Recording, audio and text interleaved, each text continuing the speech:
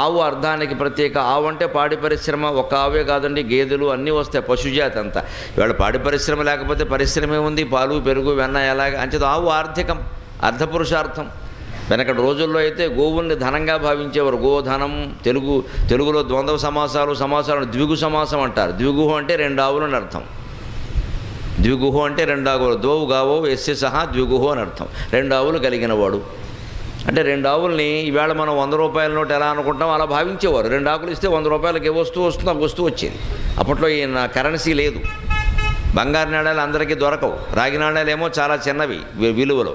అందుకని గోవుల్ని ధనంగా ఉపయోగించేవారు. అలాగే ద్విగుహు. పంచగవం 5 ఆవులు ఇస్తే ఒక వస్తువు వచ్చేది.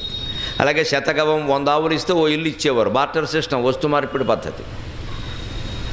అందుకే ఆ రోజుల్లో గోదానాన్ని చాలా పుణ్యమైన విశేషంగా చెప్పారు. గోదానం అంటే ధనదానమే, గోవులు ఇస్తే ధనం ఇచ్చినట్టే.